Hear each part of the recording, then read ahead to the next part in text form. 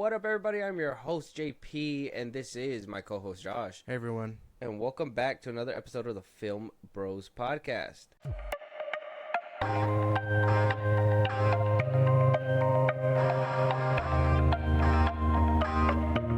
So, obviously, I got a stacked topic list, but at the same time, I took a couple of those things out just so we can have a conversation about this new article that released, and basically what directors and movie filmmakers have to go through nowadays. Nowadays is a different kind of breed when it comes to movies. Yeah. Right? Before, you used to have a drive-in theater. People would always go there. Everybody loved going to the movies, whether you were there to watch the movie, whether you were there to do other things that, with a girl or something. Yeah. With a girl or something. Or something. Whatever. A boyfriend. Whatever floats your boat. Yeah, it doesn't matter to me. Mm-hmm. But something, the movie theaters have been around for a long time. Directors have always been getting paid. I've talked to you before that nowadays it seems like the people behind the scenes, it used to just be the face, right? It used to be the actors, somebody who says something dumb behind the scenes maybe, but it gets swept under the rug. Yeah. I mean, look what's happening to Diddy right now. He used to just be behind the scenes. He'd make a couple hit songs, but now look at everything that's going on. It's insane. So, directors are now being pushed into the limelight. They're being asked questions about the film. They're trying to make it make sense. If you've seen Zack Snyder going on this crazy Rebel Moon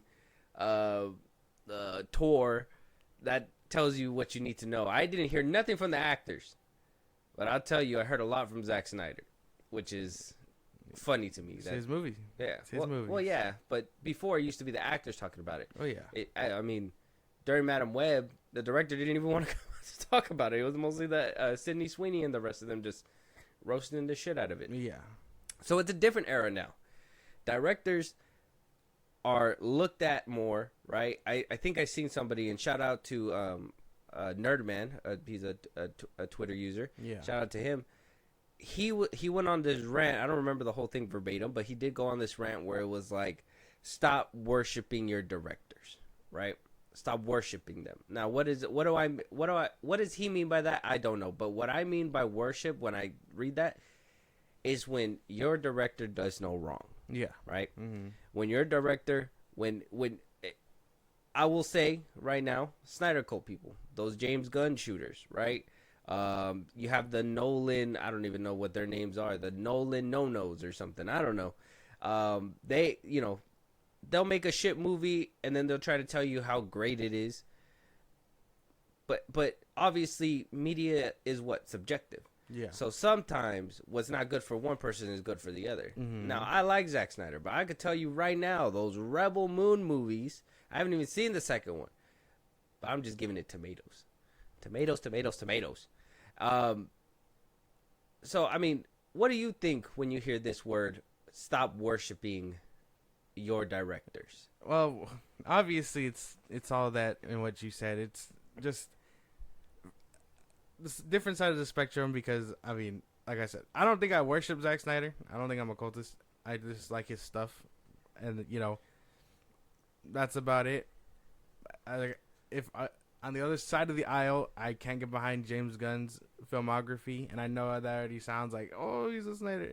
It's not. I just can't get behind the way he writes characters and jokes and stuff. Some directors aren't your cup of tea. Yeah. If you want to pick a totally neutral person, we could say like Taika Nolan. Waititi or something.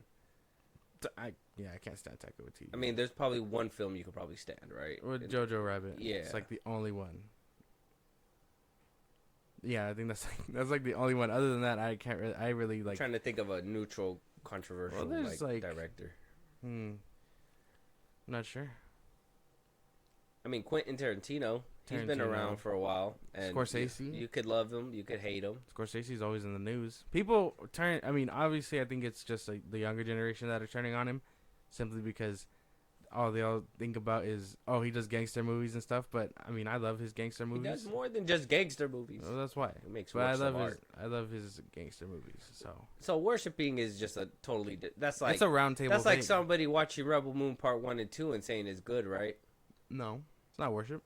Now, if you're like worshiping is like, oh, I gotta ask you then. If we're gonna go down this conversation, which one of Zack Snyder's films do you hate? Hate?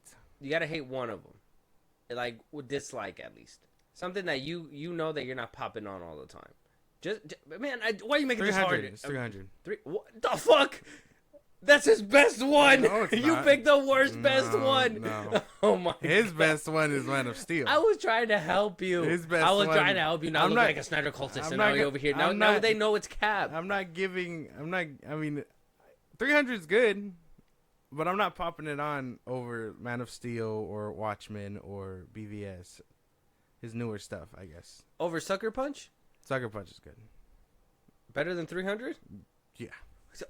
What the Yeah. fuck? Even Zack Snyder says that movie's ass. I mean, it doesn't. To me, I like it. I still like aspects of it, but it's not like It's cool. the best movie. Not his best, but I think it's cool. If I really want to just watch and think about something, 300 is the way to go. And everybody knows the right answer is Rebel Moon Part 1 and 2. All you had to just say is that, yeah, man, I hate Rebel Moon. But I was trying to help you, bro. I was trying to help Rebel him. Moon isn't that bad, bro. It's not that bad. So it's bad, It's not but that not bad. that bad. Yeah. But it's bad. I'm waiting for the extended versions, but yeah. They're not that bad. Okay, if those extended versions blow it out of the water, can we finally admit that those ones are dog shit? What? Rebel Moon Part 1 and 2? The edited, The extended, like, uncut, whatever, the director's cut. The director's cut? Yeah. If for some reason these end up worse than what we got, the PG-13 version, sure. But till then, I enjoy these PG-13 versions for what they are. But if it's better, will you throw away the PG-13 version? Yeah, obviously. I'm just trying to help you, man. I'm just trying to help you not look like a Snyder. You literally cultist. said the one I don't pop on often, and that's probably the one I don't pop off the most. You haven't rewatched Rebel Moon Part 1. So?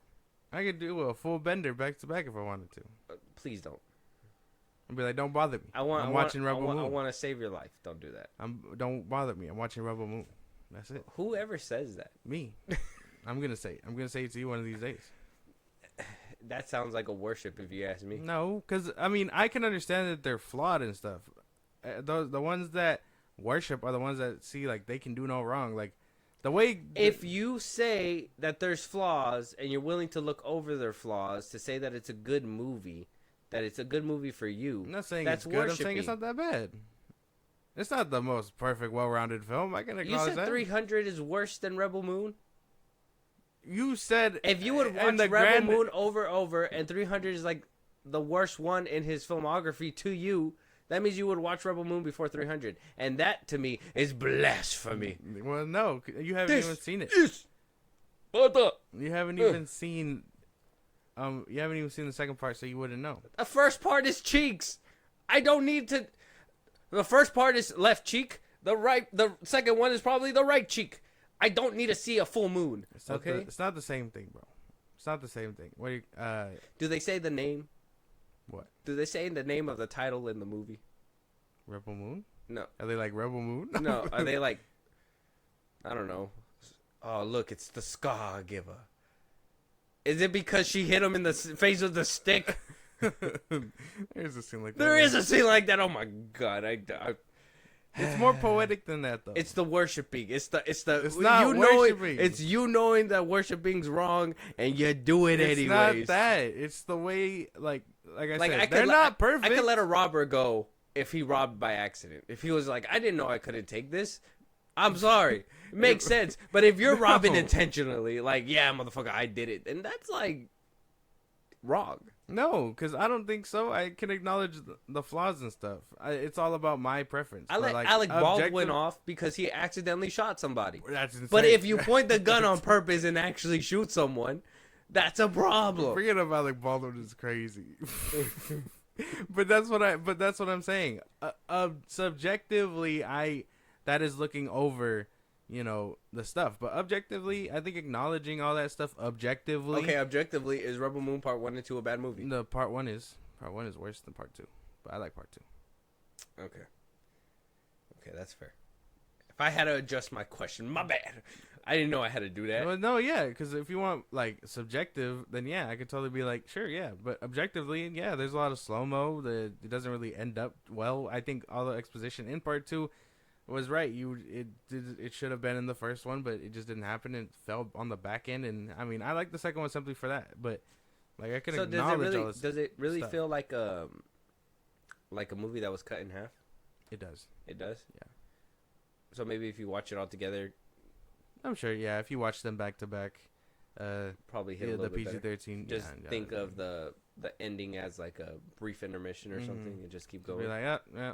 I gotta go. I gotta take a leak. I gotta load something up, and then I'm gonna come back. Gotta get snacks, and then come back and finish up part 2. But yeah, I'm a firm believer that the unedited versions are probably again 2 separate films. But this one, yeah, these are the PG-13 versions are like one film cut in half. Well, at least on this part, let us know if we debunked the worshipping rumor. Shout out to Nerdman out there for helping me think of this as well, because it plays into exactly what we're going to talk about right now. And this is the Hollywood Reporter basically talking about, and this is the head title, why it's never been easier to land in director's jail. Obviously, directors are more front and center. They talk about their films. A lot of people say if you make a banger, right? You make a banger, you win a bunch of Oscars, winning. But you make one shit movie, your ass is trash. You've lost your juice. Your sauce is sauceless at this point. Or your ribs are sauceless at this point. There's nothing that they could do to come back, right? We've seen that with Taika. He's an Academy Award winner, but then he made Love and Thunder. Yeah. And everybody shat on his head, and everybody just forgot about the movie. You probably don't even know what it's called, but his follow-up movie, soccer one. Next Goal Wins. Yeah. And that was supposed to be like an Oscar nomination kind of film. He was supposed to try to win awards with that, but nobody went to go watch it. Nobody gave a shit because of the fact that he made Love and Thunder. So directors are getting a much difficult time. I think, just to bring it back to the topic of Zack Snyder, whatever side of the aisle that you're on, he went from making feature-length films with Warner Brothers and then went to streaming. So a lot of people take that as, well, he couldn't cut it as a studio director, so now he's going to be doing cheap-budget films on streaming. Apparently there's levels to this shit, right? Oh yeah, we talked about it. You got the big studio heads, and then you got streaming movies, right? So if you're in one of the studios, and I'm pretty sure it feels like this too, it's like you see Tom Cruise going to the silver screen, fucking ScarJo, all these people, and then they're just like, Jake Gyllenhaal, buddy, pow, we need you in this movie, it's gonna be great. He's gonna be like, it's gonna be on the silver screen. He's like, no, it's going straight to streaming April 27th. And you're just like, fuck, why? And a lot of people say like Jake Gyllenhaal is not a box office draw at all, which, I mean, unfortunately you could kind of see with his track record. I think the only movie that really made a lot of money was with an established character that was Spider-Man. So give or take, it sucks to say it because I love the dude, I love him, but his numbers don't say too much. So I want to read this article, and if you guys want to see the full article, it's on the Hollywood Reporter's page, and then I want us to discuss. So we'll go piece by piece down this list right here. So it says, filmmakers who work on the even smaller slate of major studios movies are dealing with risk-averse execs and still wobbly distribution environment, with their films sitting in the larger ecosystem of publicly traded parent companies, and if a movie flops with the critics or at the box office, they're the first to get sentenced to movie jail. Off that first little paragraph, what does that make for you? What exactly is like is director's jail supposed to be like streaming? Like, is that supposed to be where it's at now? I don't know what movie jail to the Hollywood Reporter is. I haven't read the whole thing. We're gonna kind of break it down together. At least for me, when they say movie jail off rip, if I'm thinking about it, I'm assuming they're talking about either not getting movies greenlit, you're going back to indie films, or maybe you're at streaming. Damn, bro. Well, that's tough. I mean, I don't know, because I don't think one bad movie determines like all that. You know what I mean? Some yeah. Some in drastic cases, like you said, Taika Waititi, drastic hits. You know, I don't know what he was doing with Love and Thunder. All right. but that's, you don't know who S.J. Clarkson is? No. Madam Web. Oh man, has she done other things? She made TV. Okay. She stepped one foot in the silver screen, and one movie took her out. Okay, but think about who did the first Avengers? Joss Whedon. Mm-hmm. And then he came from TV, and then he did Age of Ultron also. Yeah. And then he did Justice League, and we just haven't heard from him ever. Well, that was the biggest flop, and then that was different. A bunch of scandals came out with him. That he was doing a bunch of no stuff, and then Ray Fisher decided to air his shit out too. So Hollywood is a messy place. Yeah. Really Gal Gadot did the same thing. So yeah, his is a little bit different, but 2017 didn't do him any favors because that Justice League really shot down his chances at another film. So, and that was before the allegations. So you got to kind of. I think it's a lot more now that I don't think it's a director thing. I would probably say it's a studio thing because yes, while directors make shit movies, a lot of the studios are looking for like universes and all that stuff. What can they make a franchise? What can make a franchise or whatever? They're not willing to bet on one hit wonders basically. Just and while most directors are, some of them are just we don't want it because it's not gonna do anything. You know what I mean? Well, yeah, because before I think A24 outside of Netflix is probably the only one that is like Netflix where they're like, we'll give everything a shot. Well, yeah, A24 is starting to branch out, but A24 was more in the beginning was more if you were looking for a psychedelic, horror trip or something, A24 was your guy. So they technically had like something there. The best way that I could put it is that it happens like that because people demand accountability nowadays, and TikTok brain is a real thing too. That's why a lot of people say, "Oh, the Batman is coming out in 2026." You know how far that is? Will anybody even remember the first one? Like they can't even remember that they could just turn it on and rewatch it at any time. This is what I mean, where like TikTok brain is affecting the box office too, and these directors, actors, whatever, blah blah blah blah. It's the same thing with Avatar: Way of Water. They were like, Avatar took 14 years to come up with a sequel.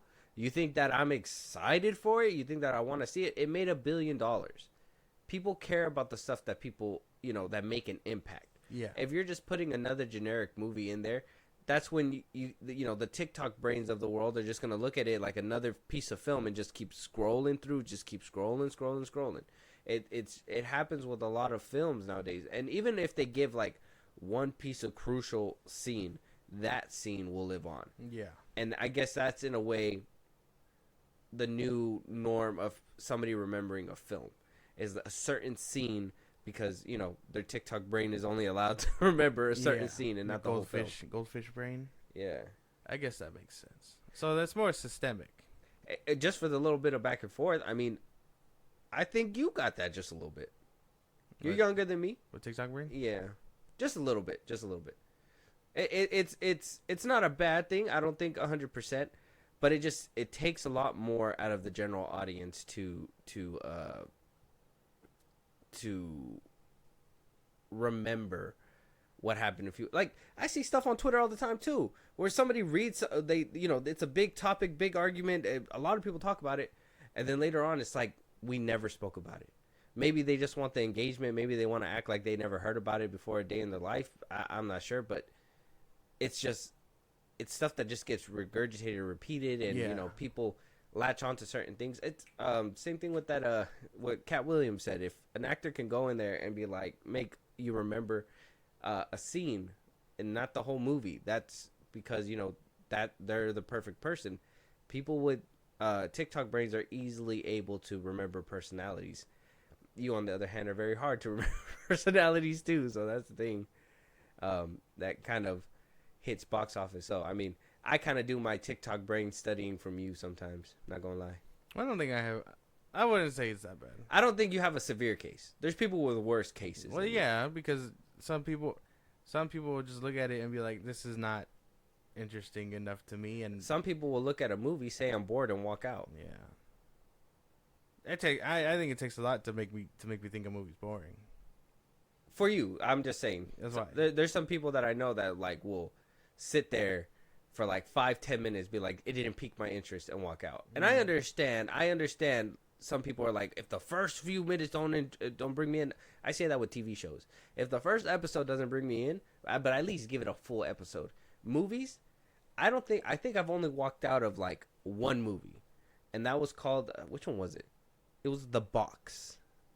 I don't know if you remember that movie. Is that the one with Hugh Jackman? No, it looked like Hugh Jackman, but I don't think that's him. It's somebody. It was The Gift or something like that, right? Is it The Gift? The Box? I can't remember. You remember the dude on the poster? Yeah. And he was holding a box. It, yeah. I was watching it and I don't know what it was, and I just couldn't sit through it anymore. So I stood up and I was just like, I gotta go. I remember the poster. Yeah. Oh yeah, Oh yeah. It was with what's his name? What's that dude's name? Jason Bateman and Joel Edgerton. Damn, I thought it was Hugh Jackman. I'm dumb. He kind of. I could see why you thought his hair. He got like hair implants or something. Yeah, it's called The Gift. You were right. The Gift. 2015. The Gift. I don't know what it was. I couldn't sit through it, but I at least sat through like 30 minutes. And I try to give it that chance because sometimes it takes a while. It takes a while, right? I walk out of horror movies all the time, bro. Yeah, see, that's not good. I wouldn't say it's not even. Well, horror movies are a different case. But does that kind of contribute to the fall of directors? I mean, you're still getting your dollar, right? It's not like you ask for a refund. How often do you walk out and ask for a refund? I know that one time I did it. I don't ask for refunds. I think about it, but I'm like, it is what it is. They're like, "Ha, sucker, you didn't even watch it." But yeah. I got your money. Yeah, but that just means they're on the list. So, on the list? Yeah, on the list of not watching it. Yeah, a list of never watching their stuff again. You're not getting my dollar again. Yeah, basically, and that's basically. I mean, that's kind of how everyone should see it. To be fair, I think it's a lot of like, if you know this director isn't for you, certain motherfuckers don't watch their shit. But people are gonna consume and watch hatefully, and it is what it is. But I walk out of horror movies simply because sometimes they're boring. Yeah. So it says here, Damien Chazelle said on a podcast when he was talking about the budget of Babylon, the movie that flopped with Margot Robbie and Brad Pitt. Yeah. He did say Babylon didn't work at all. Certainly not in financial terms. Maybe I won't be able to get the next one made. I have no idea. We'll have to wait and see. It goes on to say that Oblivion sentiment isn't an outlier. Directors from Oscar winners like Chazelle to up-and-comers are in precarious positions when it comes to major studio projects. Not that this is new. Stripped of nuance, the definition of movie jail has always been lose the studio a lot of money and you don't get to do another studio feature film for a while, if ever. But because of current market conditions, there is increasingly little margin for error. For directors, more than a dozen industry insiders speaking with The Hollywood Reporter say studio filmmakers are dealing with a particularly inhospitable environment, even when compared to a couple years ago. Fewer films are being made, from big budget movies to even few mid-budget offerings, which traditionally give filmmakers more opportunities for financial success. Those features that are being greenlit, especially IP-driven ones, are being micromanaged by exceedingly risk-averse studio executives who are still trying to navigate how to release a film post-pandemic while making hiring decisions amid a belt-tightening and staggering layoffs, and that have netted shifting management teams.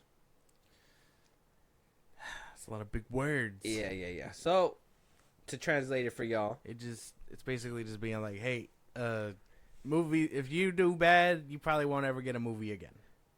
That's how it used to work. Yeah. Nowadays, if you make a bad movie, you will get to do a movie again. But studios are gonna be at your neck. You're gonna have risk-averse studio teams. What does that mean? That's where the fucking... that's where the debacle comes from. So, somebody like Guy Ritchie, let's look at him. Okay? Oh, God. So, let's talk about Guy Ritchie. Okay. He's a filmmaker. He's made Sherlock Holmes, banger, right? He's made Wrath of a Man. I don't think anybody remembered that one. He King Arthur, The Man from U.N.C.L.E. That one was pretty good with Henry Cavill. So that's when he was at his highs. As of recently, he's gone 3 for 3. 3 for 3 movies that flopped in the theaters. I'm gonna tell you which ones they are. So first you have Operation Fortune, right? Something Ruse de I don't know how to say that, but that first of all, you can't even read the fucking title. That's the crazy part. So that has like Mark Hamill, Jason Statham, like maybe you've seen it on Prime at one point. I'm not sure, probably. But that's one of his films that came out last year in 2023. Right after that came out The Covenant. And nobody went to go watch The Covenant, and I already just said Jake Gyllenhaal's not a box office draw, so that's a double whammy that just didn't help out. Insane.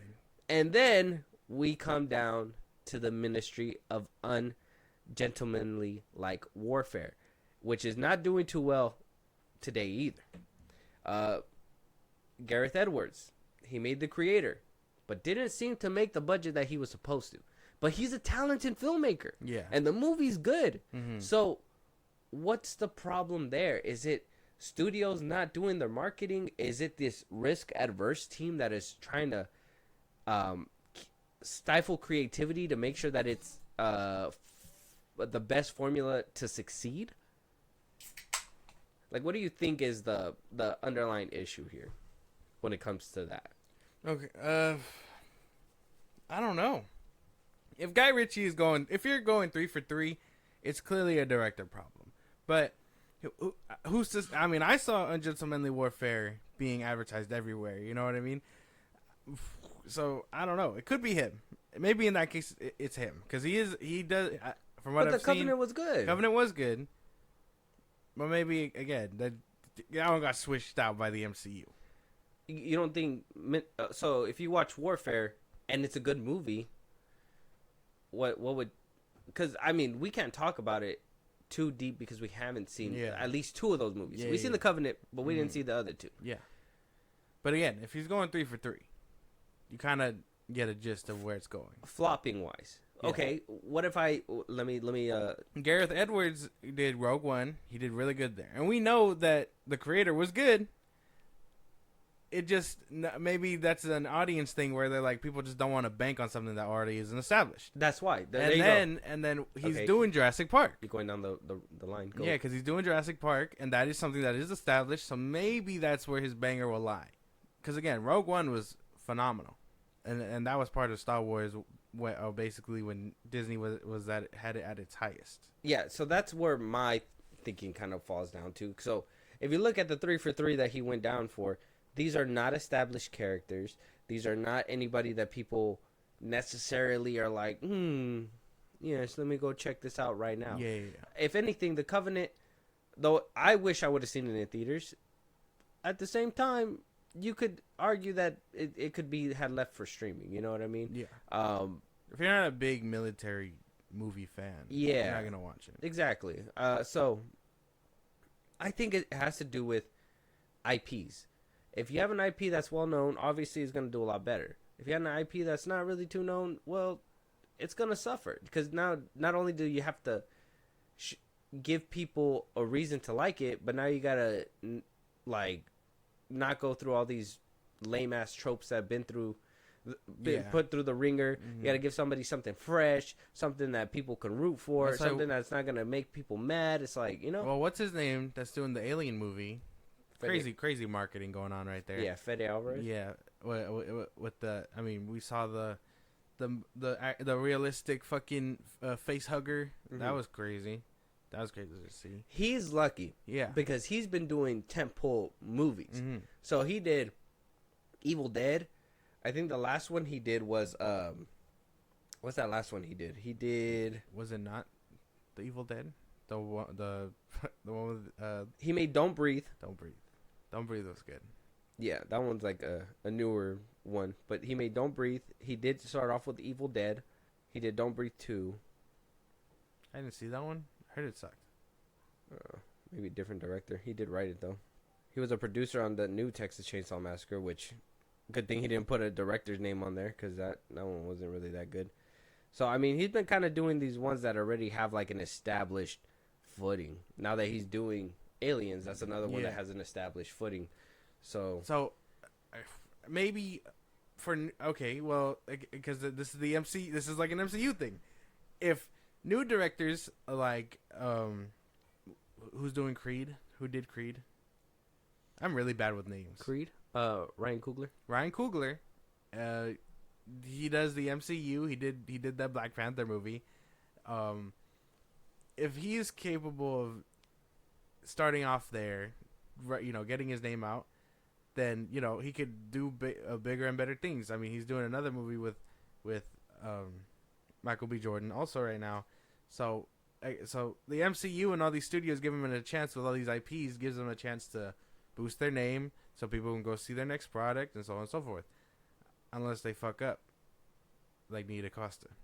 Well, Nia DaCosta is still getting a second chance right now. I mean, we talked about it too, that she's probably going to get picked up to direct 28 years later. So, I mean, who's going to see that? Okay. Yeah. Just you? Just me? Yeah. There's more people that are fans of 28 Days Later. When did the last movie come out? Oh, that one came out like in 08, 7? Yeah, man. I don't know. Way of Water. Avatar left a cultural impact. Incredibles 2. Incredibles 2 was a nostalgia trip. So is everything that they put out nowadays. The No Way Home? You can throw a rock in Hollywood and hit a zombie movie, man. I'm just saying. I don't know if it's gonna be that good. Maybe this is her 2 for 2, man. I don't know. I'm about to get up on there. I'm just saying. So maybe, yeah. Obviously, it's an IP thing, but I think if you have your name attached to big IPs and you don't fuck up, that leads the path for you to be like, okay, let me take it another way and create something new. Okay. I think that could be up for debate. I think that's something like, I think the article will kind of tell us a little bit more. So obviously 2024 is not too big of a process right now. Production teams are kind of slow. I know the editing rooms are slow. Everything's pretty much slow because everything was pushed to 2025. Yeah, they're trying to recuperate. Yeah, everybody knows because of the strike. Now it says here, insiders say that non-writing directors are having particularly difficult time because of the limited number of studio films. Open directing assignments that would normally be within the grasp of young filmmakers are going to a higher level talent. Elsewhere, up-and-coming directors, those who have festival movies or 2 under their belts and are looking for the next step up, are getting boxed out. Long gone are the days of Colin Trevorrow making the jump from Sundance Darling, Safety Not Guaranteed, to Jurassic World. Now, new talent must deliver multiple successful projects in a row, sans slip-ups before being afforded the grace to fail at the studio level, says a top manager. With a stable of studio directors of the gauntlet of for filmmakers, you basically get one shot at proving yourself 3 times in a row. Oh, Guy Ritchie's on his 3rd try. No. Well, apparently he has like 2 movies filming right now. So he's trying to pump them out before they take away his... They're like, hey, come here. Who greenlit all these? He's just like, I can't go back to jail. And Zack Snyder's doing an A24 film. It's rumored, right? So he's coming out of it. Oh no, he has an exclusive deal with Netflix right now. Oh yeah, but I heard somewhere that he's gonna be doing an A24 film. Maybe after he fulfills that Rebel that Moon? the Rebel Moon. Gods. What is that one I called? forgot about that one. Eclipse of the Gods or something like that. Yeah, that cartoon one, and then he still needs to. Can't wait for that one. He still needs to make the sequel to Army of Dead, so I think he's still under contract there, kind of like how Adam Sandler is too. But yeah, I don't know. If studios are really like, okay, here's 3 tries, then that makes sense. That makes a lot of sense, and it makes sense why Guy Ritchie's getting another shot. Because I'm sure they're putting their faith in him, but again, he's doing stuff that people probably aren't into. So what? But how did we get here though? That's the thing, right? So Brain rot. so yeah, we get everything that's basically high level is gonna be given to the Nolans, the Tarantinos. They're gonna be asked first. They're gonna be like, "Hey, do you want to make our film? Otherwise, we gotta throw it to the pack of wolves." If they say, "Nah, this ain't worth my time," "Nah, this ain't worth my time," they throw it to the pack of wolves, and they say, "Hey, you guys are up and coming. You guys are gonna make a film, but in this world that we don't know how to fluctuate with, do people like it? Do people hate it? Critics saying this, but audience saying that. Are they saying now you get one shot to make a good movie, but that one shot consists of 3 times. It's kind of like getting your driver's license. Like if you fail the test, you could do it again. Hopefully, you just do it right. Yeah. Is this the studios being lenient and giving them more wiggle room and being like, look, man, we understand that this market is not good? Or is this them saying, like, you don't reach your full potential until the 3rd film? You got to make yourself a name, I guess. Right? I would say because now you're hearing Guy Ritchie, but before you never knew who Guy Ritchie was. Well, yeah, no. Because, I mean, all these motherfuckers are in the tabloids now. I can't go a single post on Twitter without seeing who's making what next, I guess.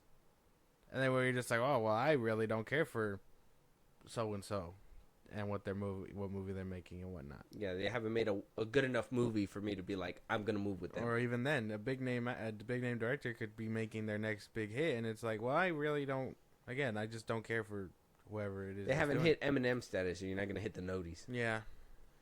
Yeah. But what do you call it? I really feel like it's probably the studios being lenient because, I mean, it's tough to, I would imagine it's tough to pour it into an unknown director, especially if you're not Marvel or something like that. Pour into a director. The director pours whatever he can into this movie. God forbid he doesn't run into interference, and then the movie just either does shit, it does just above average for him to be like, oh yeah, I'm in the clear, or it excels. Mm-hmm. But a lot of the times, it's probably just gonna tank. So I think it's probably giving them time to learn and stuff. Okay. The next part says, for their part, executives offer that there is a dwindling number of working directors. Oh, okay. So that's why they give them 3 chances. Dwindling numbers. Yeah, apparently. Well, I guess that makes sense. We hear a good handful of people in rotation. Yeah. If they're not doing Netflix stuff, Netflix, Hulu, Amazon Prime, whatever.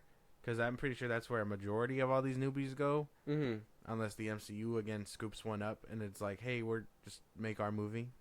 Okay. And then, well, again, you hear the same names in rotation: James Gunn, Zack Snyder, Taika, we got Ritchie. Who did Argyle?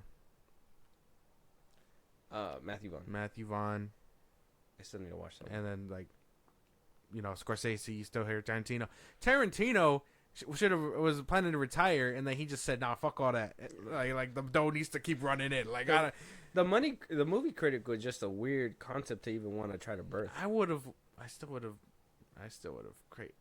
crazy shit to see. I know people are like, oh man, Tarantino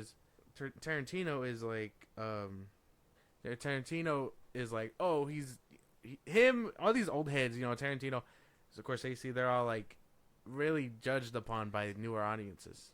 Because those are the old heads doing it, right? Yeah. It's kind of like doing it better than your favorites. Yeah. That's kind of like, being at the top of the rap game and just, whenever you want to come down and make a film, you're going to do that. And then if you don't like it, well, fuck them. I already made my money and, if you don't like the movie, that's because you're too stupid to get it kind of thing. That's when you're at that level. When you're in the middle level with like these Guy Ritchie's, I think Stilinski's making a big name for himself, stuff like that. He's a stunt person turned into, I think David Lynch too. He's also one. There's a lot of these people that are coming in now, breathing new life into the industry, and it's not just these same old directors, but if they mess up, they film Twitter's throwing them through a ringer, bro. Yeah. Taika was on his way up to be one of the greats, but he made one misstep on that. He died on the hills of the MCU. Yeah, so he got knocked the fuck out. and that's the MCU's fault. And I think that's why a lot of people are very cautious to even sign up with them at this point, because if you make a movie with them, then and if it bombs, they're gonna be like, well, you couldn't even survive in a fucking pre-existing IP. Well, at worst, working with the MCU is gonna give you either Nia DaCosta status, where it's just a movie that you're there to create someone else's vision. You know, Feige basically pulls the strings for you, and you just point the camera and, you know, go on from there. Yeah. That's why. So At if best, you have all these training wheels and you still fucking fail. That's why at best it's Iron Man 1. Iron Man 1, Winter Soldier, at best, you know, those movies. Like, I'm not going to continue down the list. We haven't even had one of those. Well, that's what I mean. We haven't even had a repeated success like that. That's why. So, everybody was like, Shang-Chi. It's no. At its best, you can be one of those bangers. But not with that many training wheels that they got now. So what happened with Taika was they were like, oh, you made a banger. I don't think it's a banger. But they were like, you made a banger. We're going to take the training wheels off. Just make our movie.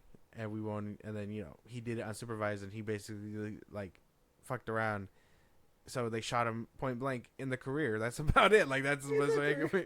But he's like, I'm going to get you where it hurts. So yeah. It says, for their part, executives offer that there is a dwindling number of working directors, even those with a bomb or two, that can be trusted with bigger budgets to deliver on time, on budget, and on brand. Stunt person turned director David Lynch is at the top of the studio wish list as someone who is able to direct entertaining films while having a great relationship with talent.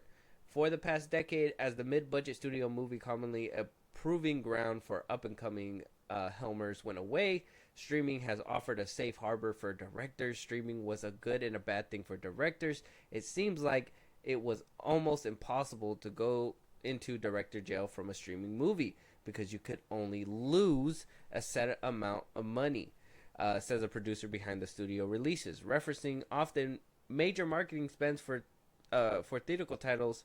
But there is a big downside to that route. Directors whose films have done well or on platforms, i.e. made a run on a Nielsen or Netflix streaming chart, have realized the titles don't offer a real career boost.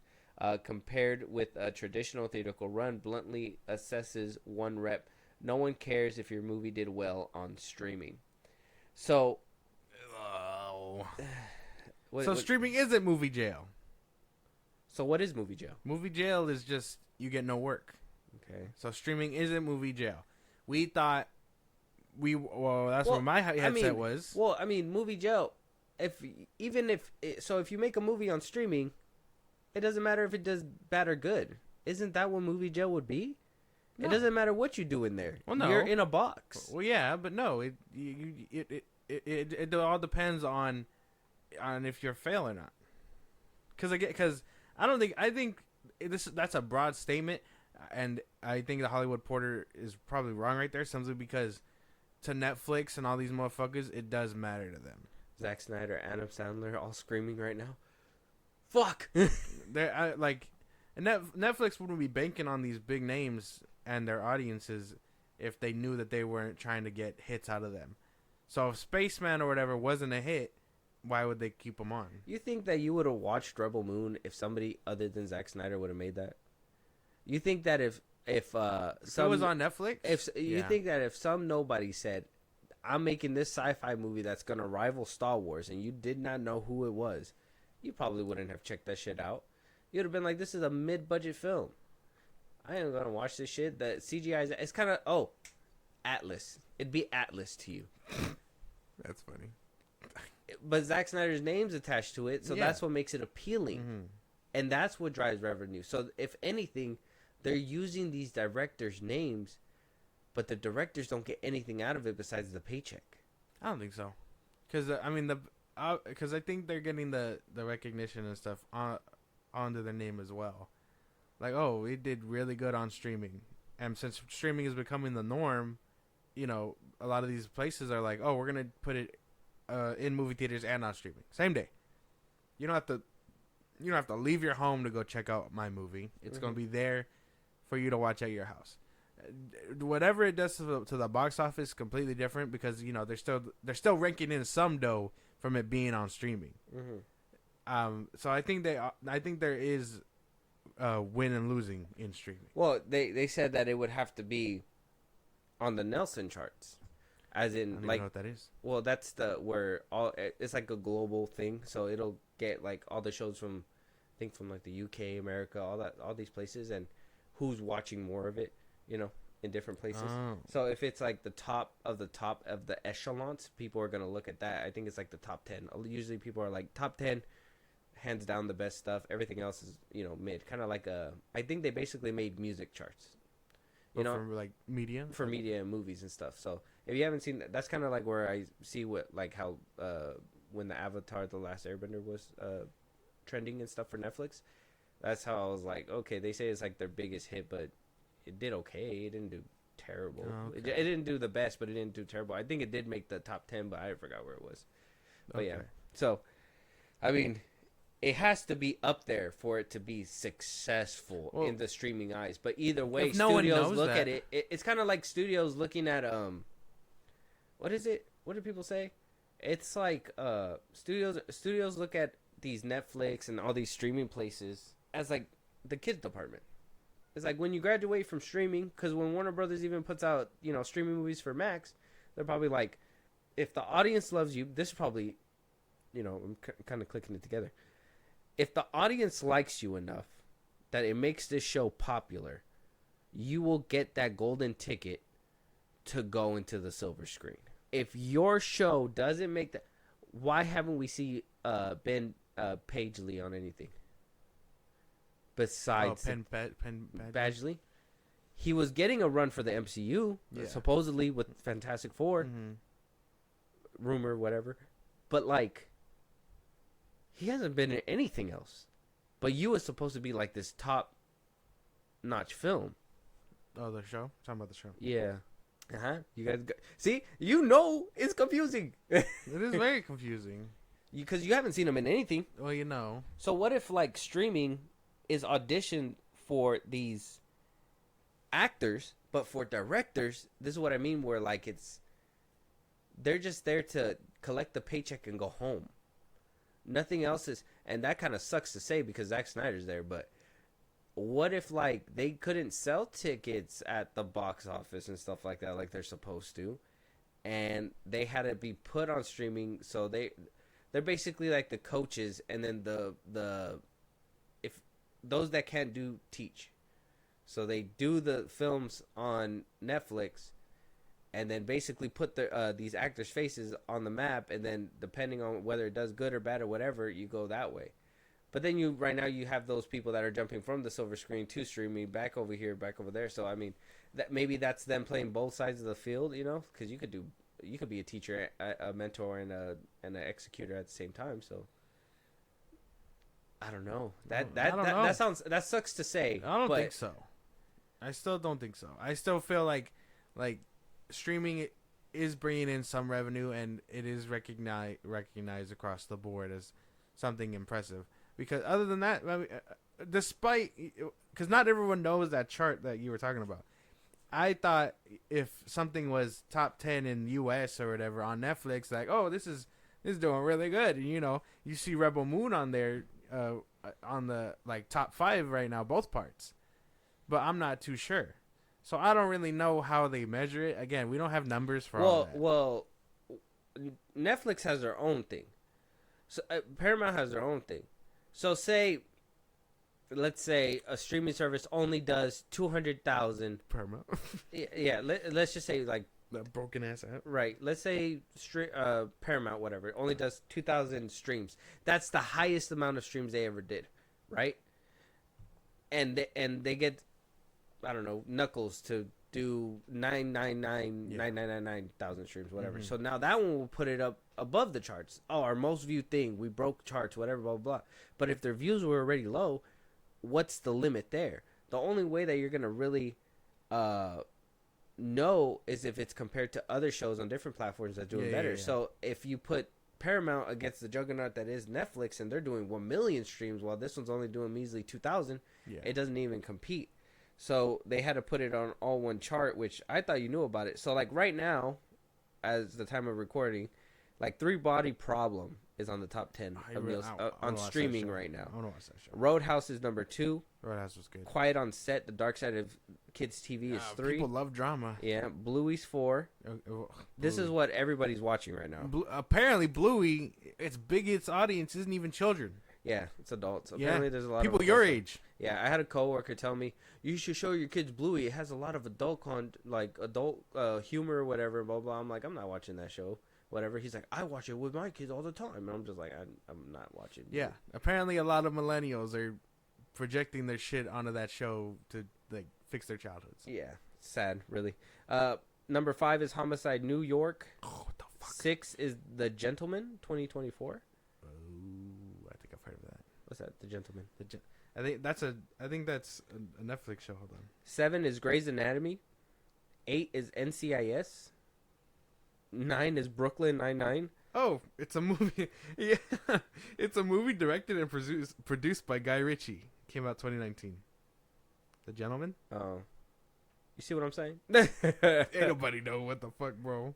And I think that's why he puts his name in like the titles now. He's like, I did it. Yeah, I'm Guy him. Ritchie's The Covenant. Remember, I did The Gentleman in 2019. Yeah. I'm that guy. I'm doing this movie now. Yeah, Guy Ritchie's Operation Fortune, whatever the fuck, the parents, whatever. And number 10 is Big Bang Theory.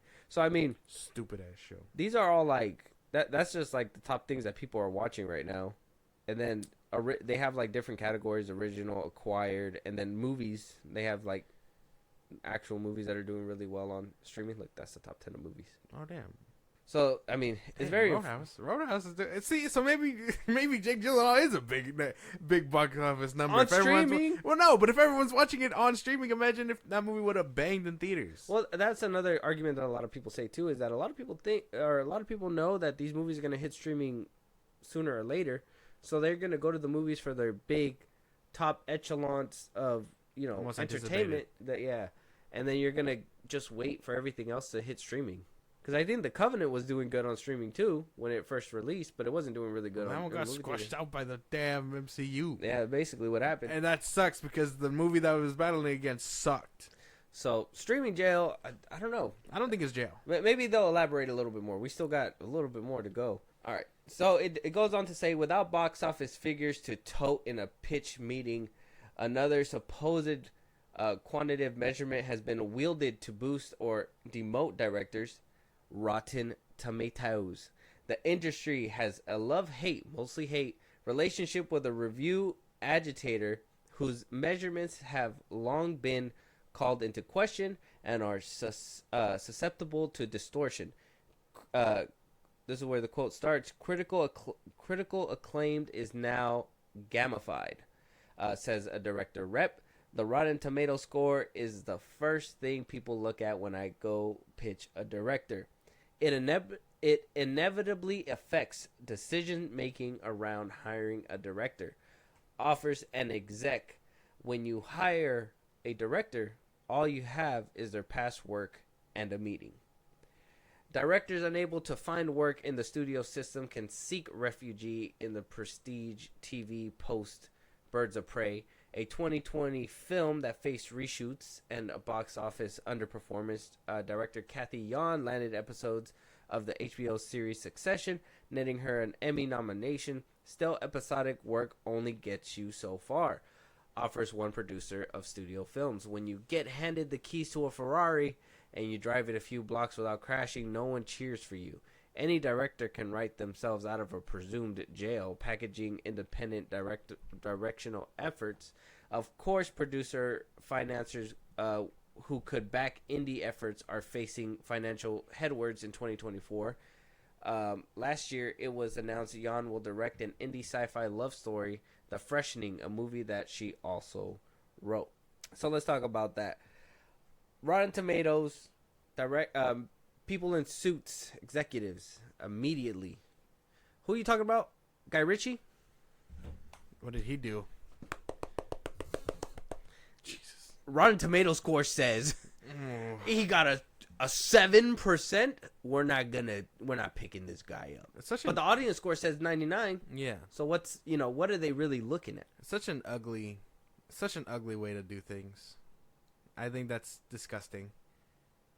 Just because Rotten Tomatoes doesn't influence. You guys make me sick. It doesn't influence my stuff. And again, this is just the men in suits who think they understand what's going on, when really the market fluctuates. The MCU has had flop after flop after flop. They don't know what the fuck they're doing over there, but they're still gonna pump out the same shit because hey, they think it's working. They don't know what's working. The market will always fluctuate. But to really bank on Rotten Tomatoes is kind of stupid to me. Especially knowing that that shit was paid off. Yeah, that should be paid off sometimes, bro. And I don't know. That's just a dumb way to scale things, in my opinion. You should go based off of director's work. And yeah, while some of it may say, hey, this is panned, by critics really good, but fans don't like it, and vice versa, where would we be? Scorsese makes movies for the fans and for art, not for critics. He could give a fuck all what critics think.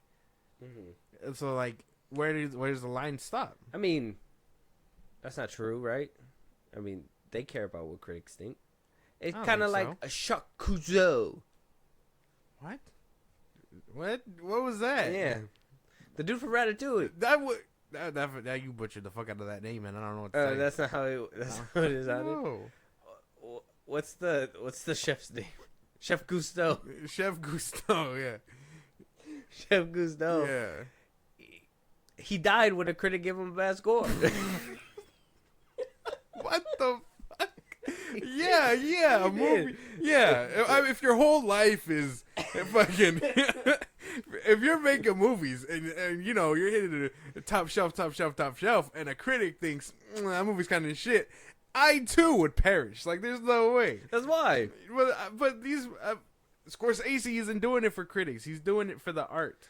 No, it's for the art, but you want approval on your art too. No. Yeah, He does not give a fuck about what nowadays. No, because he made the who'd you say? Scorsese, because he fucking made Goodfellas and shit like that. But critically acclaimed. If he was coming up, and everybody said this movie's shit, Martin Scorsese wouldn't be happy. Who's the guy that made that really bad movie, The Room? You probably heard about him. James Franco played him. Oh, it was about the guy. Yeah, it had both the brothers. Yeah. Hold on. It's about the dude who made such a terrible film, and he backed it up and put it in theaters and all that stuff. Yeah. And shit. Where are you? The Disaster Artist. The Disaster Artist. It had both the Francos and James Franco. And it's about the dude who made a movie that was so terrible, it was so bad. I wound up watching it. Yeah. It was so bad that it just. Why did he even do it? And that's the only film he made, and everybody said it was dog shit. So it became such a cultural phenomenon because of how dog shit it was. That's literally that can happen. Exactly. It's been done. I mean, if that's how you want to be remembered, but at the same time, how many more movies is he actually making? None, because you want approval from your art. You're not just gonna put out art just because. So obviously he's gonna make it to the point where obviously who likes it, whoever doesn't, fuck them. But if the critics and then the audience also say, hey man, you made a shit movie, you don't think that he's gonna take that to heart? Oh yeah, but for the most part, people love his movies. For the most part, I would say most film most real film enthusiasts, not the ones that suffer from brain rot, like his movies. I love Scorsese's movies. My favorite one is Goodfellas. I like The Irishman. I know you didn't see it, but The Irishman was really good. I watched some of it. It was just it's a 4-hour movie. How much did you watch? Yeah, I watched to 2 hours. I think it was long, bro. It's all, and it was boring. You sit through it. I don't give a fuck. You got the whole crew there. You got Al Pacino. How you skip out on 4 hours of greatness? First of all, the fucking CGI to de-age him was horrendous.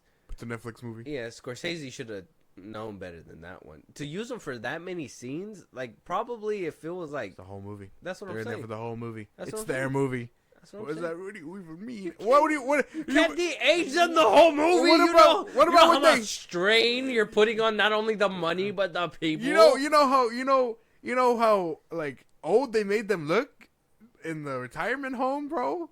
They looked way older than that shit. That's them now. They wasn't yet now, but when that movie came out, they didn't look that old. They were old. Not that old. Is that at the end? No.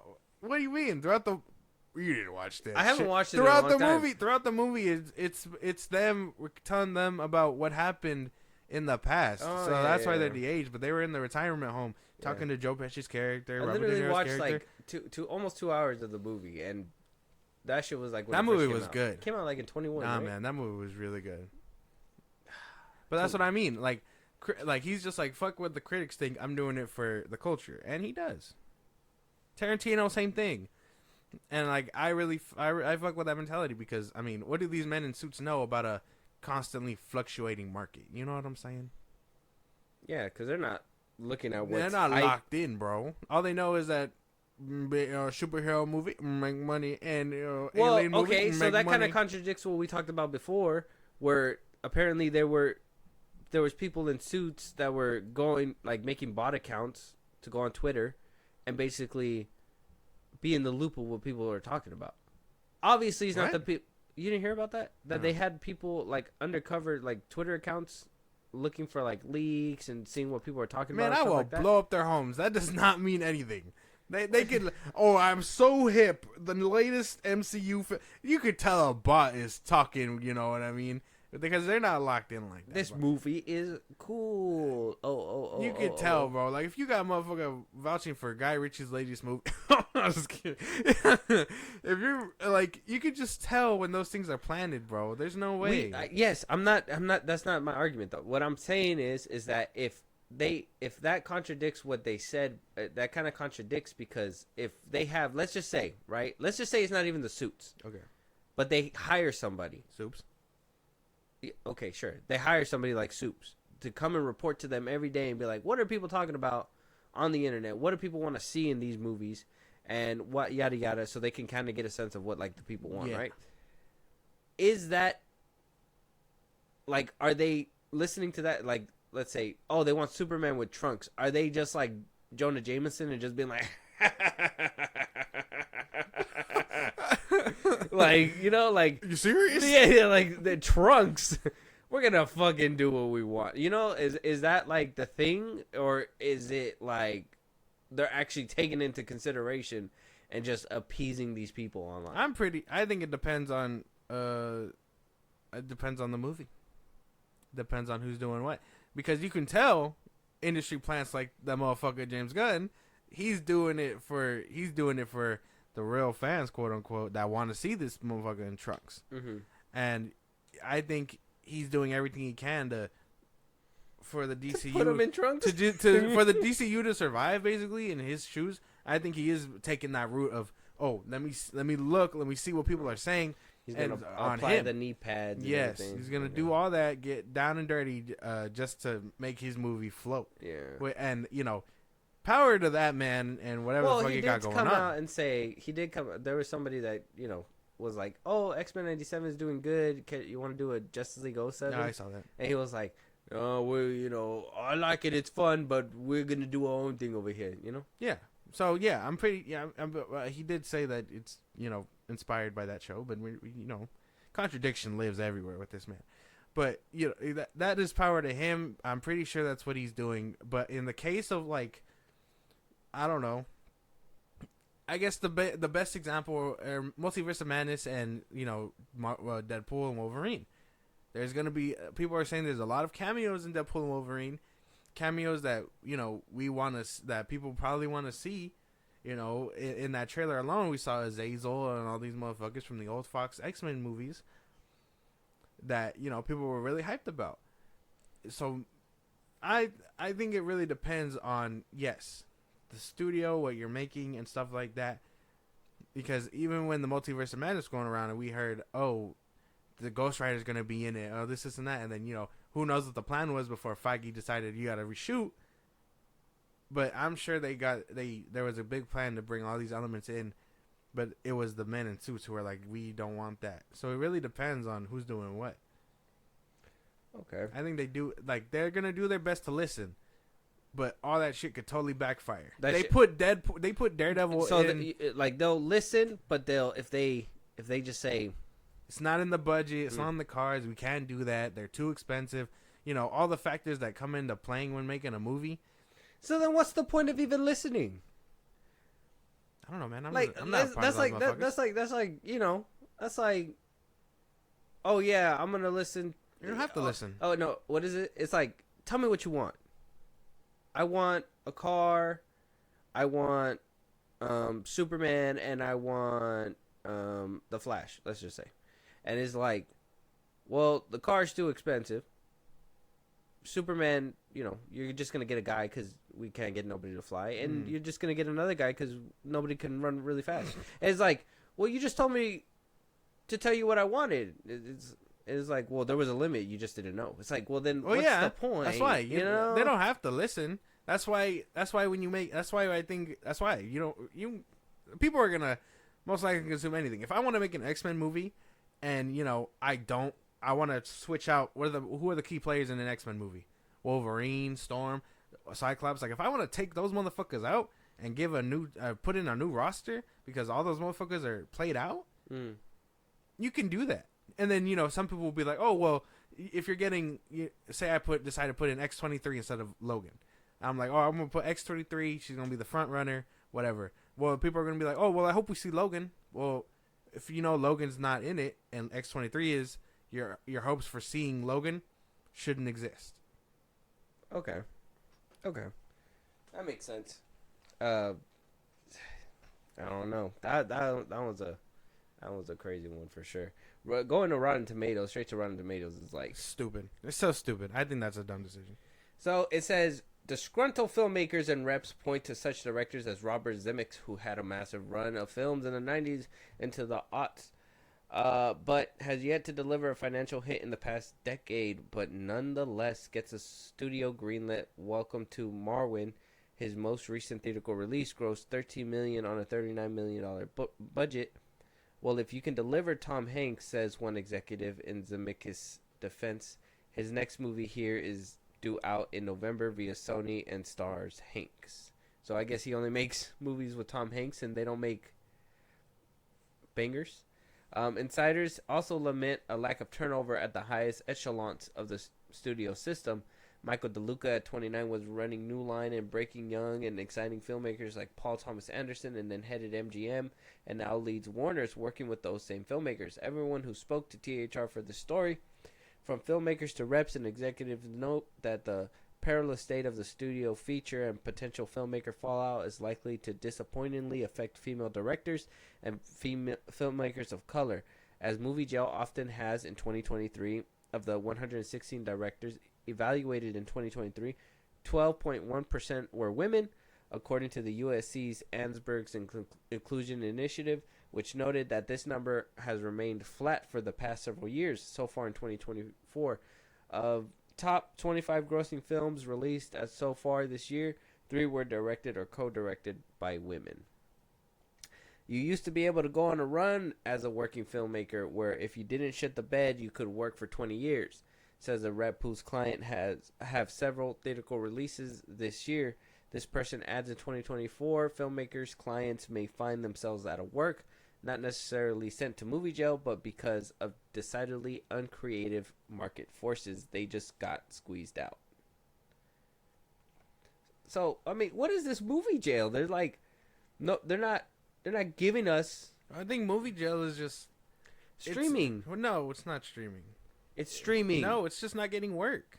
It's not getting work, and it's being pushed out. The rep just said you're not necessarily in movie jail, but because of decidedly uncreative market forces, they just got squeezed out. Exactly. So they're not working. Once they put that but, everything they said before, null and void. That, what do you call it? What the fuck? Yeah, because if I'm like, oh, 1 + 1 is 2, But unless you divide, then that whole piece is out the window. We're focused on the other half of the sentence now. Like, I know it's so crazy. You can't throw away the main point. I know what I'm saying. The main point is that movie jail doesn't exist. But my exceptions say movie jail is this. Not getting work. They're not saying movie jail doesn't exist. Yes, it's they are. saying that they're not necessarily sent to movie jail. But because suddenly uncreative market forces, they just got squeezed out. It's not movie jail. They're trying to make it sound like he's not in movie jail, but he's potentially in movie jail. It kind of is. And movie it's jail. mostly women, apparently. That's what it says. We don't control that. Considering the USC Zandsberg's inclusion initiative. Okay, but we don't control how many women are directors and stuff. That is on them. If more women don't want to take the leap, that is on them. If Greta Gerwig is gonna start filming in August. Greta Gerwig is doing really good. They like perfect role model for female directors, right there. Eva Longoria. Sure, sure. I think Hot Ones was pretty good. Or is it Hot Ones? I don't know. I don't know what it's called. It's called Flaming Hot. Flaming Hot. Sorry, it's similar to eating wings. About wings and hot Cheetos, Hot Ones. Who knows? But I mean, there's room for female directors to grow. But I'm really firm about I think filmmaker jail is just not getting work. Whether it be because you shit the bed in studio, you shit the bed in streaming, or again, you could have 2 or 3 bangers, but if you're not, you could have 2 to 3 bangers, but if you're not working as hard as, every other director, and you're not getting work because this director picked up a movie and you're taking too long for your next project, I'm pretty sure that's what they mean by getting squeezed out, because they're not picking up work. I think that's what they mean by that. So then what's movie jail? Movie jail is just not getting work. Being unfazed by everything else. Movie jail is streaming. No, it's not. Movie jail is streaming. No, it's not. You just don't want to admit it because you're a Snyder worshiper. I fucking got you. That's right. I fucking got you. That's not true. You don't want to admit that your precious Snyder is in jail right now. That's not true. That's not true. James Gunn is free. J.J. He's Abrams free and making movies. J.J. Abrams. Why is that menace out and about, bro? It's crazy. J.J. Abrams was in limbo making a Dark DC Justice League show. Nothing panned out. Where is he? He stole money. He's a thief. He got paid so much money to make stuff, and he made nothing. That's not our fault. He got phased out. We haven't heard of this man in forever. He got phased out because he wasn't doing work. No, he has a production company. Who gives a fuck about a production company? He's not doing anything. That's basically working without working. Yeah, but an actor's bread and butter is getting film roles. If you get a producer's role, you could just be behind the scenes and still make money. It doesn't make you a director, though. Being a producer and being a director are 2 different things. But you still get money for being a producer. Yeah. So it doesn't matter. Yeah, it does. Because it's not work. What do you mean? Obviously, it's not work. It's the easy job. Yeah. It's when you get to a certain spot in your position that you get it easy. He's not a director, though. He got phased out. And now he doesn't have to do the director's work, but you know what a producer does on set? Watches the director work. Watches the director. Watches this stuff and then adds notes for the studio. I'd be like, man, fuck all that, Abrams. What do you know? Fuck out my face. You make like 1 good Star Trek movie. Fuck out my face. How dare you? All 3 of them are good. Smack the dog shit out of that man. How dare you? How dare you? Take it back. Yeah, whatever. Check off. R.I.P. But that's what I mean. I don't think streaming is director jail. I think just being phased out, being a nobody. Kind of like how Christian Haydenson was for all these years. Just out of work, no one knows your name type shit. It says, as for Shazam during CinemaCon in April, Paramount's Brian Robbins announced from the Caesars Palace stage that he would be writing and directing the next movie for Babylon Studio. The reported setting for Chazelle's new movie is a prison. How to succeed as a director by really, really trying. Is it the worst time ever to be tasked by shepherding a studio's big budget movie, or things actually looking up right now? Consult the board, Shoots and Ladder style, to scale up your game. I'm dead. It basically says, "Oh, that's so funny. That's so funny." It's like steps. Bring back a rom-com. You get to go up.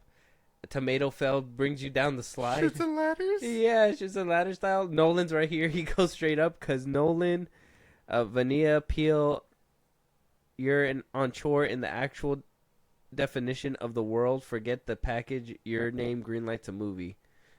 Winner. So, I mean, they get to that point. That's funny. Check it out. It's on the Hollywood Reporters page. But so what is prison? It's streaming. No, it's not getting work because you can get work in streaming. Yeah, but are you doing good or are you just fucking walking in circles? Depends on how hard you gotta you're understand. They're not really in a jail yard. We're not actually talking about Nolan on the yeah, you know what I mean? Obviously, this is all hypothetical. Yeah, it's not like they're like, don't- alright, streaming with you. You don't see fucking Guy Ritchie over there fucking doing pull-ups. Well, Guy Ritchie's on his way there. That's what we're saying. Yeah, because he's not becoming gonna an be offender. He's not going to be getting any work So anytime soon. he's becoming an offender. No, didn't he make? Who made that? Who made the Michael Fassbender film that was on Netflix? That was I just seen it. It's David Fincher. David Fincher. Okay. That's somebody else. Okay. Streaming has to be like, okay, what's David Fincher's name? Or what's his filmography? I got you. Never right here. All right. We got The Killer, which is his latest one. We got Mank. I can't remember. I can't say what that is. Gone Girl, 2014. Oh, okay. He made Gone Girl. Girl with the Dragon Tattoo. Okay. Oh, yeah. Zodiac. Everyone knows Zodiac. Social Network. Everyone knows Fight Club. Okay. No. Seven, Okay. He's a fucking Panic visionary. He did Netflix a favor. He did Netflix a favor. Yeah. My fault. Okay. So people that get full-on contracts to streaming, they're getting their bag, but they're just looking to be comfortable. Why do you think Adam Sandler's there? Because he could do extra things. You think anybody would watch Uncut Gems if it wasn't on Netflix? You think I would have watched the serious Adam Sandler in theaters, bro? Fuck that noise. Insane. Crazy. Middle fingers up. That's crazy. Never would have done it. It's a good But if movie. you would have been like Waterboy 2 in theaters now, there you go. We even thirstier. Like, Yeah. no. My mama said to go to the movies now. Let's go, bro. No. Like I'd be there in a heartbeat. Oh yeah. Happy I guess I Gilmore. would be there Happy for Gilmore Waterboy goes too. to theaters. I'll be there too. But you making movies like Jack and Jill streaming. You making movies like what was that other one he made? I like Blended streaming though. You remember Blended? Yeah. What's that other one he made? He made another one too. Which one? With Jennifer Aniston? Oh, the Killer one. That one was like that a one was murder already party, yeah, murder that, mystery, something like that one was already on Netflix. The other one was that one was Blended? Oh no, Just Go With It. Just go with it. Yeah, that one I liked it too. But streaming, you know, like I think Adam Sandler's literally like that guy who went from theater, and then you found out that he's streaming. Same thing with J-Lo too. Everybody's dragging her and shit like that. We saw that Atlas trailer, bro. She was a plant, bro. Apparently, so according to TikTok, a lot of people on TikTok are saying so that they she's a plant her in Netflix. Yeah, and so now she's over here. You know, she's finding footing in movies again. But where is she going? Not the big screen, Netflix. But I guess those are actors, right? But at least directors, like I said, I think it's that divide. I wouldn't call it jail because it sounds harsh. I think it's the people that do and the people that don't teach. And I think those are the ones that are doing Netflix and everything like that, and those are the ones that are staying there. And then the ones that do pull in box office draws and do all that stuff go up to silver screens. And that sucks to say because I am a Snyder fan. But he has a contract at Netflix, and that doesn't help me. They're the only motherfuckers that give people creative shit. You can't even call it jail.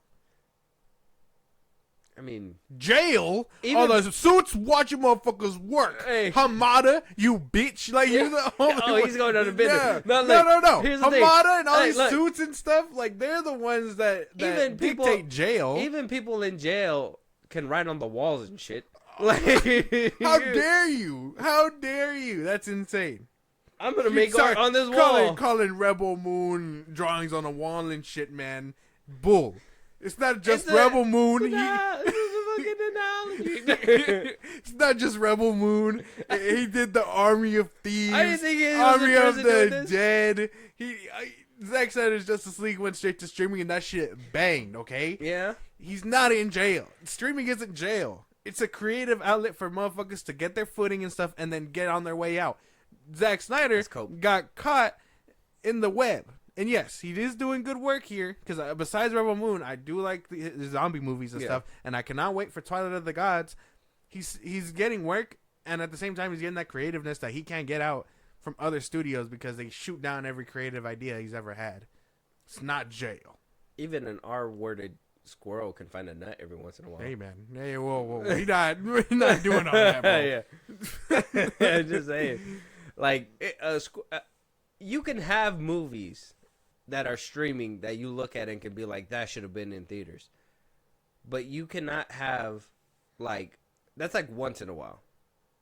Like, everything else is just like, okay, this was good. Like, Army of the Dead, I admit, that one was really good, and I wish it was in theaters. Army of Thieves as well. That one, well, I don't think how well, even like Now You See Me 3, I don't know how well that one's going to do in theaters either, even it being an established IP. But, like, smaller films like that can probably go straight to streaming and just, save a lot more money, and a lot of people would agree that it's probably a streaming film. But most of the time, right? Most of the time, they're all streaming films. Dan Trachtenberg. Who the fuck? The man who did Prey. Dan Trachtenberg. That's his name. That's his name. Dan Trachtenberg. He did Prey, and while Prey was a banger, you want to know what else he did? Cloverfield 10 Lane. He did No Escape. He fucking sucks. He's in jail. He's in jail. Well, his last film was Prey, right? Yeah. So he'll do Prey 2? Yeah. I don't know. They probably gave him Prey, and they were like, well, you can't do anything worse, can you? And everybody was like, well, he did something better.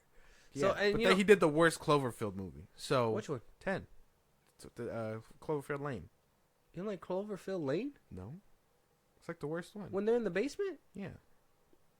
Oh, you smoking that pack. That's like the worst one. You smoking that like pack. Paradox. I don't even know why we sat here talking about like this. Paradox. I didn't know you were smoking that pack. If you would have told me that on the first episode that Cloverfield Lane was boring, this podcast would have never been bored. This is crazy. Like, this is insane.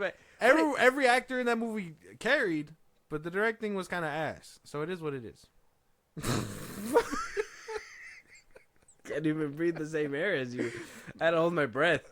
I was like, what the fuck? I can't get this on me. It's true. What kind of disease is this? It's true. It's rotting your brain. That's what it is. Either way, I don't think streaming is jail. I think jail is jail. And only bad people go there. No, for real. Like, I just think you're just not getting work and you fade out. That's it. That's why Tarantino, all these motherfuckers, they don't want to retire, because they know that eventually they'll just fade out. What do you mean? Like, their name? No, they make classics. Some people won't even think about them like that. They made classics. Yeah, though. Some people, the motherfuckers with brain rot, don't think so. Exactly. But they made classics. Well, yeah, but if everyone's getting brain rot, they're going to forget about them. They're going to fade out. They won't. What do you think about it? Scorsese only comes up in conversation you think because George of Lucas what he says. Is ever going to fade out? No, because he created the best motherfucking thing on earth. Okay. You think Zack Snyder's ever going to fade out? No. Yeah, that's right, because you're a fucking cultist. You fucking. You think James Gunn is ever going to fade out? Yeah. Yeah, I think so. Yeah. I ain't going to even care about if Superman sucks, yeah. But if he does a banger, he has a chance to really cement his name in the sand right now. Yeah. Like that shit. It all depends on what Superman does. Honestly, at this point. So he's still like name up in the air. Like Stilinski, he made John Wick. Cool. But John Wick 4 was kind of meh. Oh my god. I'm smoking that pack. It wasn't that bad, bro. Stupid. Who made the guy that made he made the one with Hemsworth on Netflix. Extraction. The one that made Extraction, he's making his way up out of there too, but he started as a stunt double. Yeah, he directed Day Shift. That's crazy. Who did? So, Stylisky. Oh, he did? I haven't even watched that one. That's the one with Jamie Foxx, huh? Yeah, and Dave Franco. Mm. He did Mr. and Mrs. Smith. No way. I think he did stunt work on there. He wasn't a director. Doug Liman. Doug Liman was the director. What has he done? Oh, Roadhouse. Full circle moment. Yeah, Doug Liman did Roadhouse, yeah. He did Roadhouse. Full circle moment. He did Edge of Tomorrow. The Bourne Identity. American Made. That's funny. He did Jumper?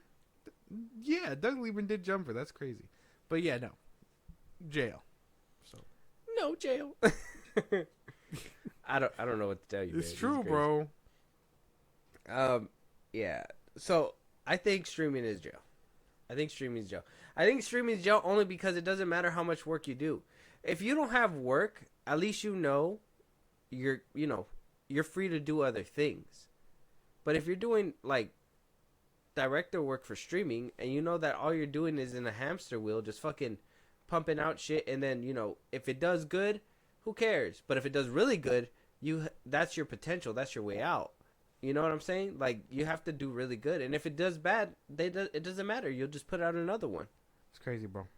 I don't know, because they don't specify what jail is here, so I'm assuming that's what it is. You know what? We're just gonna take it to the internet. We're gonna go to the internet and we're gonna talk about directors that people think probably fell off. Are you ready? Yeah. I got a 15 minute list. A 15-minute honorable mention. Tony Kaye. He did American. 15 minute? Like, you're gonna take 15 minutes to Okay, no. We got a list. We got a list of 15 people. Michael Bay fell off. That's one of them. It's number 14. He made Ambulance. What's he doing now? That movie came out like 2 years ago. Yeah, he's on a break. He could take a break. No, breaks kill. We learned that. We just said that. Michael Bay is a household name. Hiatuses kill. Bayverse. He could be faded out. And best known for what are you fumbling? What are you doing over there? I'm trying to think of the word. Bayhem. He exuberates Bayhem. David O. Russell. Yeah, he fell off. Joel Schumacher. Oh, yeah, he fell off too. I mean, he made Batman way back in the day. Oh, yeah. David Lynch. David Lynch. Probably. I think he's on the fall off. A lot of these ones are old directors, that's why. Like, the ones that people won't even know. Alan Taylor. He did Thor the Dark World. Oh, yeah. Thor the Dark World, I think, was kind of like his make or break moment. Seemingly mishandled from the start. It began when they fired Patty Jenkins, who left and directed DC's. Patty Jenkins is on her fall off. Yeah. She was like having a high and she was like trying to take off. Well, I guess, I mean, is it a fall off? Josh Trank. Oh, yeah. Fan Four Stick really fucked him up. I think the most solid one on this list is probably Michael Bay. That's crazy. You see, we didn't even know. We couldn't even bring him up in the conversation because we didn't even know. Well, I mean, I don't even think that he fell off because he still gets blockbuster hits. He made Ambulance 2 years ago. I don't know, bro. I don't think streaming is jail. I think that's something completely different.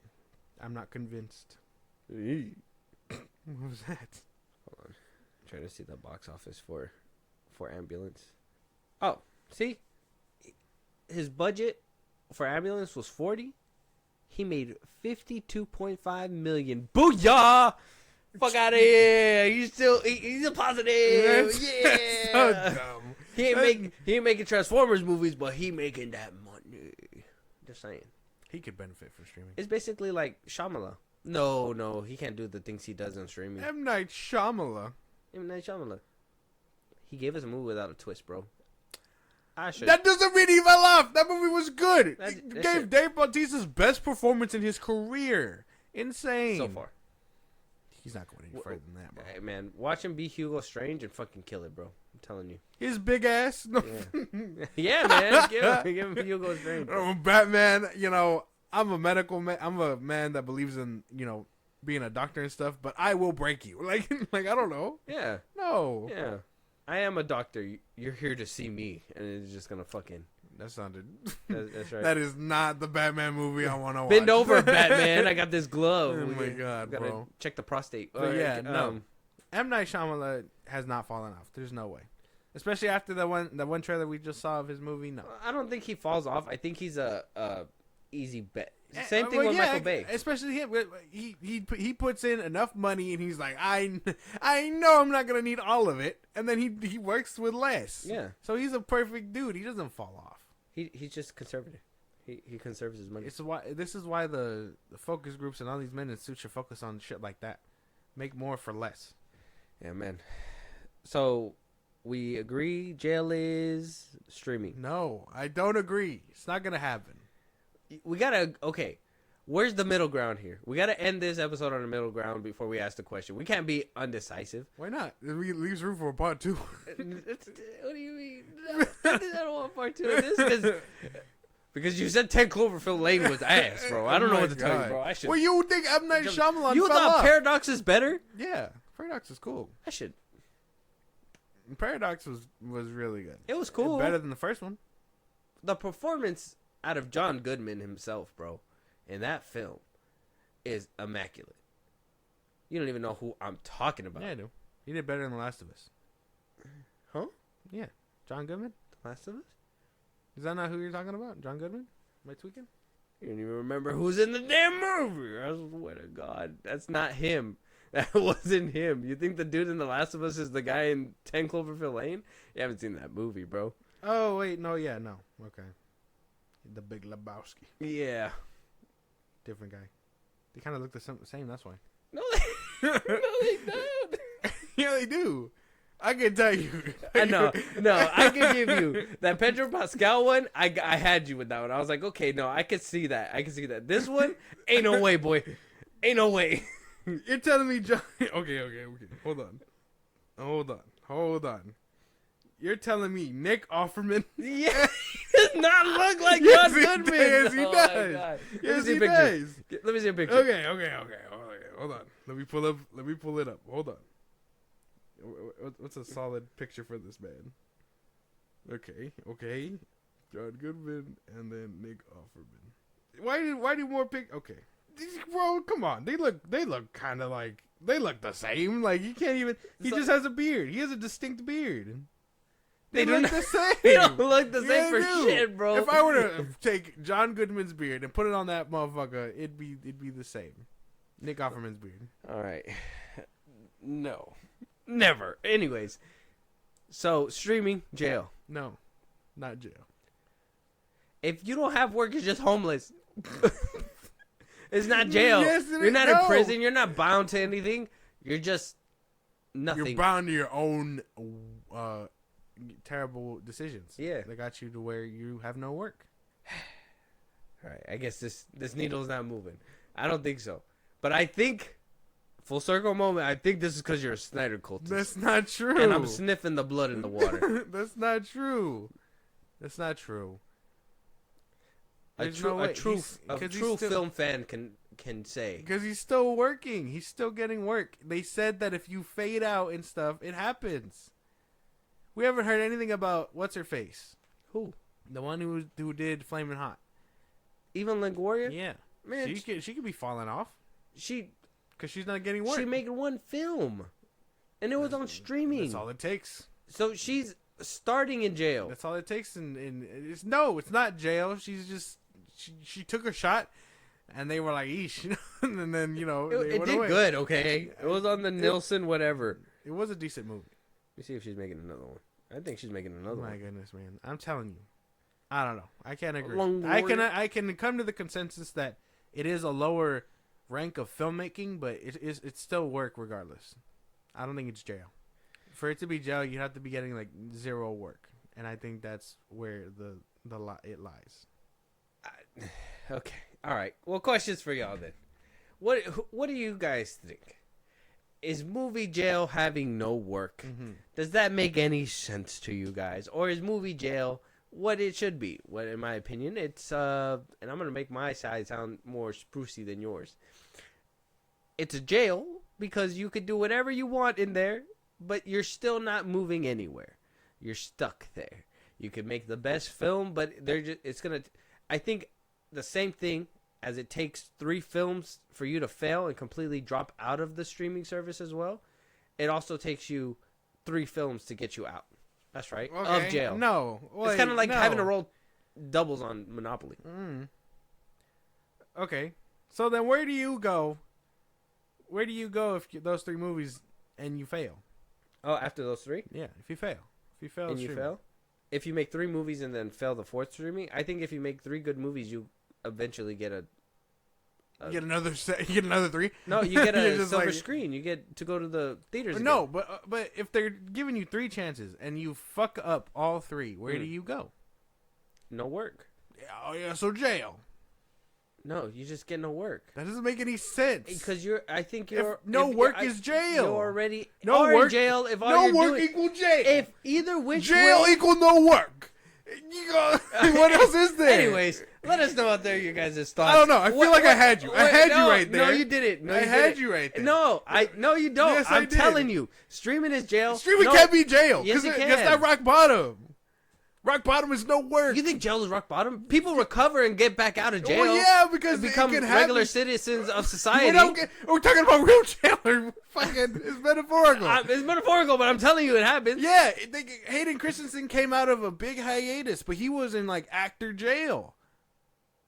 No work. Exactly. He had no work. Exactly. He had no work. That's because he chose not to work. Directors can do the same thing, or they can fade out, and it happens. This is some bullshit. Let us know out there what you guys think. What is director jail? Okay. Do you think these studio heads should be listening to Rotten Tomatoes? Do you guys listen to Rotten Tomatoes? Who is your favorite director? Do you guys think any directors have fallen off Is in there your ones opinion? that you worship? Yeah. Is there so? Yeah. Do you guys worship any? Are you like this Snyder cultist? I'm over not a here? Snyder cultist, goddammit. You didn't make that case on this mic today. Yes, I did. I did. I gave you 3 I chances. really started I gave out. you all you had to say right now. I disavow from the Snyder cultists. I when that was a big. I don't associate with those motherfuckers, bro. There's no way. Yeah, Right? Yeah, real. he says that on the mic. You quack like a duck. You walk like a duck. I'm a duck. I'm obviously a duck. What the fuck, bro? Nah, bro. I'm just a mad goose. Yeah, let us know who you worship, and let us know if there's any directors that fell off in your opinion. Yeah. With that being said, though, thank you guys for listening to another episode of the Film Bros podcast. If there's any movies that you guys want us to review, if there's any topics that you guys want to hear us talking about on one of these episodes, if you want to collab with us and hear your voice on one of these episodes as well, hit us up at the socials that Josh is going to give you. Go ahead, man. Twitter, TikTok, Instagram at Film Bros Podcast. You post our episodes there. You can just up there for any news or movies you want us to cover. Buzzsprout links in the bottom of the social I just gave you. It's like a Patreon. You subscribe, you help the show grow. We greatly appreciate it. Listen to us anywhere you get your podcast at Film Bros Podcast. Be a part of the conversation. Twitch at Film Bros Podcast. And then when it's all said and done, subscribe to our YouTube at Film Bros Podcast. And with that being said, we'll talk to you guys on the next one. Talk to you guys later.